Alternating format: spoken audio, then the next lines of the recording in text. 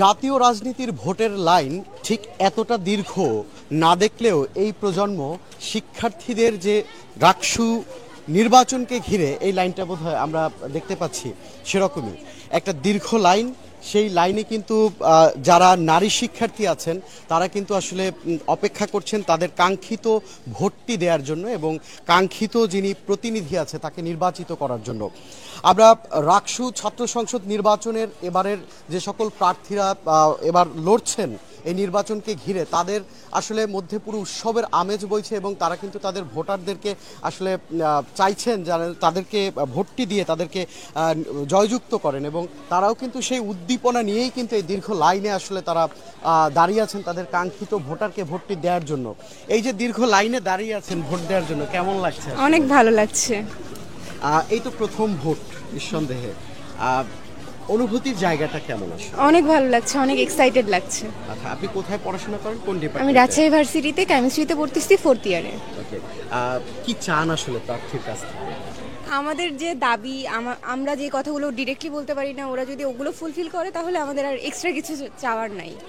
এই শিক্ষার্থী খুব ছোট করে যে কথাটি বলছিলেন যে তাদের যে চাওয়াগুলো যদি তারা তুলে ধরতে পারে আসলে খুব ছোট করে, আসলে তাদের এর বাইরে আর কিছু চাওয়ার নেই, তাদের দাবিগুলো আসলে মূলত তুলে ধরাই হবে এই যারা এবার নির্বাচিত হবেন এবং নির্বাচিত প্রতিনিধি হয়ে কাজ করবেন।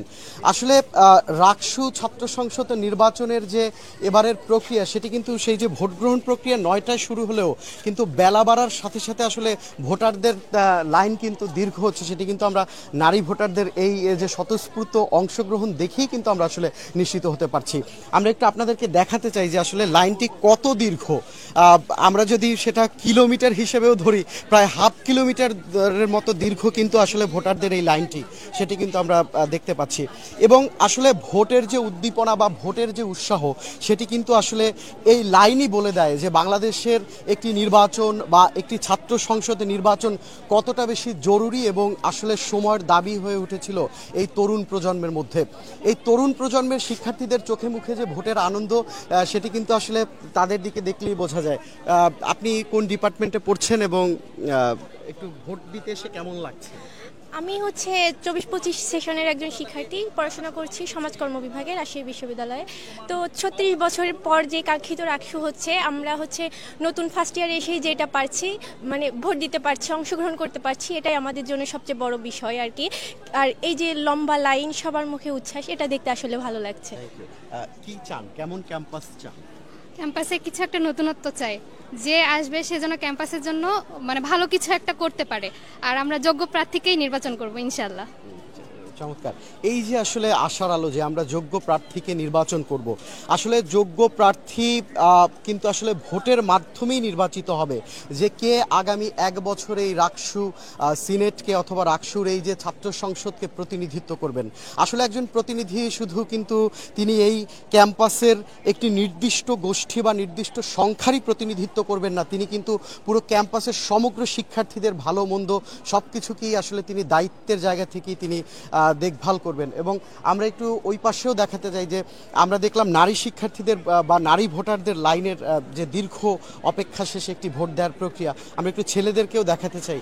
আপনারা দেখছেন যে এই যে রোদে কিন্তু আসলে অনেকে ছাতা নিয়েও আসেনি, এই তীব্র রোদের মধ্যেও কিন্তু আসলে তারা কাঙ্ক্ষিত ভোটটি দেওয়ার জন্য। আমাদের তরুণ প্রজন্মের মধ্যে একটা বিষয় খুবই স্পষ্ট হয়েছে যে ভোট দেওয়ার যে গণতান্ত্রিক প্রক্রিয়া সেটি কিন্তু আসলে তারা তাদের প্রমাণ করতে পেরেছে। এই তীব্র রোদের মধ্যে দাঁড়িয়েও যে ভোট দিতে চাওয়া বা ভোট দিতে আসা, সেই ব্যাপারটা কিন্তু আসলে স্পষ্ট হয়েছে। আমরা একটু কথা বলতে চাই যে রোদের মধ্যে দাঁড়িয়ে ভোট দিতে এসেছেন, কষ্ট হচ্ছে নিশ্চয়ই, তারপরে অনুভূতি জায়গাটা কেমন? অনুভূতি জায়গাটা অনেক বেশি আনন্দের বলা যায়। আর পুরো ক্যাম্পাসে তো উৎসব মুখর পরিবেশ। আর আমাদের প্রথম ভোট, আর আমরা ফ্রেশার, সো নতুন ক্যাম্পাসে ঢুকেই যে আমরা এভাবে রাকসুটা পাচ্ছি, এটা আমাদের জন্য খুবই সৌভাগ্যের বিষয়। আপনি কেমন ক্যাম্পাস চান?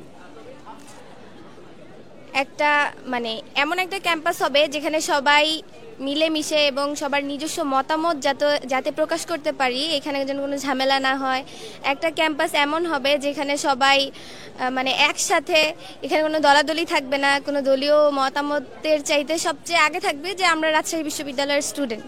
তো একটা এমন ক্যাম্পাস হবে যেখানে আসলে সবাই সবার সাথে মিলেমিশে একসাথে থাকবে। দর্শক, এই শিক্ষার্থীর চাওয়া আসলে খুব সামান্য, এবং সেটা খুবই গণতান্ত্রিক চাওয়া যে এই ক্যাম্পাস হবে সবার, এই ক্যাম্পাসের অধিকার থাকবে সবার এবং সব দল মিলেমিশে সবাই করবে। এবং তারা দেখলাম যে উৎসাহ উদ্দীপনায় ভোট দিয়ে এসে আসলে তারা যে এই অমোচনীয় কালি সেটিকে তুলে কিন্তু আসলে তারা করছেন, প্রদর্শন করছে যে ভোটের অধিকার নিশ্চিত করার যে প্রক্রিয়া সেটি কিন্তু তারা আসলে নিশ্চিত করছেন। আমরা দেখতে পাচ্ছি পুরো ক্যাম্পাস জুড়েই কিন্তু একদম উৎসাহ উদ্দীপনায় ভরে আছে পুরো ক্যাম্পাস। আমরা দেখতে পাচ্ছি এখানে পুরো প্রার্থীরা বা প্রার্থীর বাইরেও যারা আছেন তারা কিন্তু খুব আনন্দের সাথে আসলে ভোট দেয়া এবং ভোট চাওয়া দুটি আসলে সমান তালে চালিয়ে যাচ্ছেন।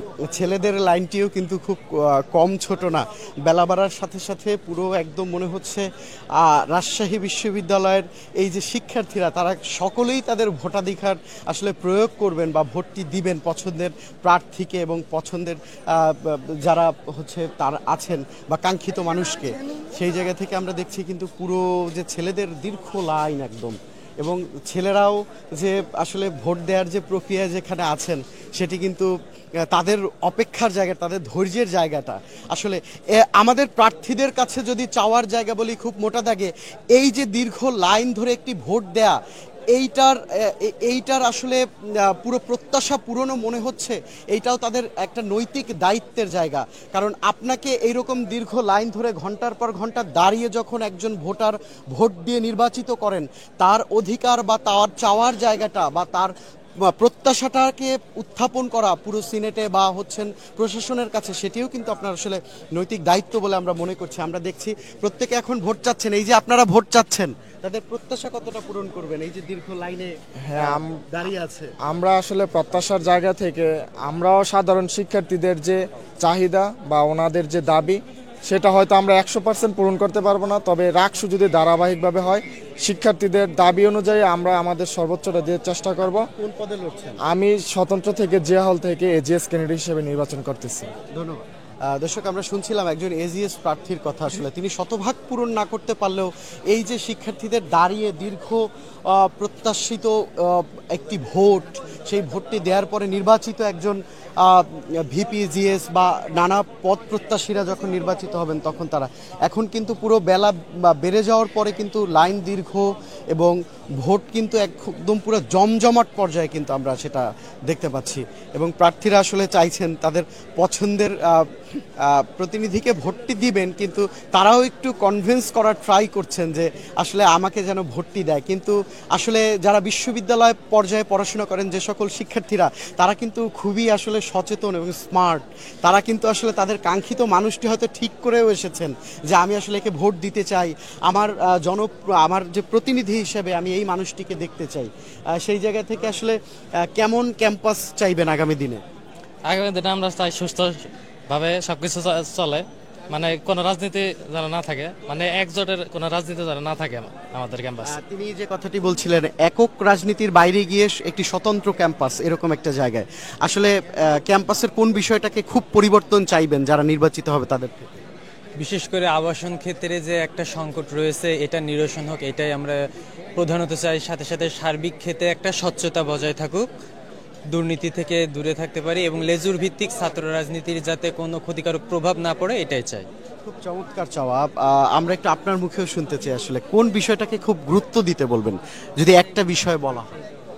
যে বিশেষ করে আবাসনের যে সমস্যাটা আছে ওটা দেখা গেছে অনেক বড় একটা সমস্যা। তো এই কারণে ওই ব্যাপারে আবাসনের হলে ওঠানোর ক্ষেত্রে যদি স্বচ্ছতা থাকে, যদি মেরিটের ভিত্তিতে সিট দেওয়া হয় তাহলে এটা অনেক ভালো হবে আর কি। শিক্ষার্থীরা কিন্তু মোটা দাগে একটি বিষয় বলছিলেন যে হচ্ছে মেধার ভিত্তিতে বা হচ্ছে পুরো স্বচ্ছতার ভিত্তিতে যদি হলের যে সংকট সেটি নিরসনের ব্যাপার কিন্তু আমাদের শিক্ষার্থীদের মুখ থেকে বারবার উঠে এসেছে।